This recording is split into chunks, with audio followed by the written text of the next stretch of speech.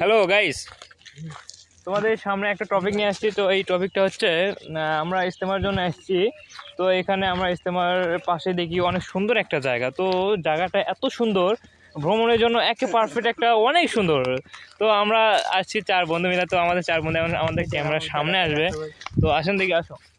হ্যাঁ, এই তো আমাদের 4 বন্ধু, আমরা এই 4 জন আসছি। তো আমাদের এটা অনেক এনজয়ফুল হচ্ছে। তো আমরা এনজয় করে এতটা মজা পাচ্ছি, কি করে বোঝাবো তোমাদেরকে গাইস। তোমরা এখানে চাইলে এসে ঘুরে যেতে পারো। তোমাদের এটা খুব ভালো একটা ভ্রমণের জায়গা। যাই হোক, আমাদের ভাস্তারা সবাই আমার সম্পর্কে অনেক বড় হয়। তো আমি সবার মধ্যে ছোট। তো ছোট হয়ে একটু কথা বলতেছি, কিছু মাইন্ড করবেন না, ঠিক আছে? তো আমরা যে এই আশেপাশে দেখতেছি ভাই, আপনারা হয়তো দেখছেন কি দেখেন নাই। তবে আমার মতে আপনারা মানে দেখেন নাই, তবে একবার এসে দেখলে এতটা শান্তি পাবেন, এতটা মজা পাবেন, মনে হয় না যে আপনারা অখুশি হবেন, এতটা খুশি হবেন যা কখনো ভাবতেই পারবেন না যে এতটা ভালো লাগতেছে এখানে আসে।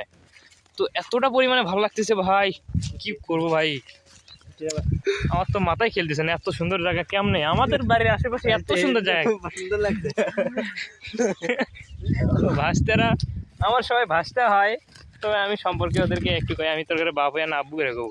যাই হোক, ওরা আব্বু করে কয় না। যাই হোক, মানে এটা খুব ভালো সুন্দর একটা বেটা, 5 ওয়াক্ত নামাজ পড়ে, এটাও ভালো, এই চ্যাংড়া খুব ভালো চ্যাংড়া। যাই হোক, আমরা যে 4 জন আসছি, তো আপনারা দোয়া করবেন যাতে আমাদের এইরকম বন্ধুত্ব যেন সারা জীবন থাকে। খুব সুন্দর লাগলো আমাদের এই সুন্দর এনজয়টা, খুব ভালো লাগতেছে। আমরা এই এনজয়টা অনেক দিন যাবত মনে রাখবো, ভুলতে পারবো না। যাই হোক, এই সামনে একটা অনেক সুন্দর একটা দিঘি পুকুর, আপনারা পুকুর বোঝেন।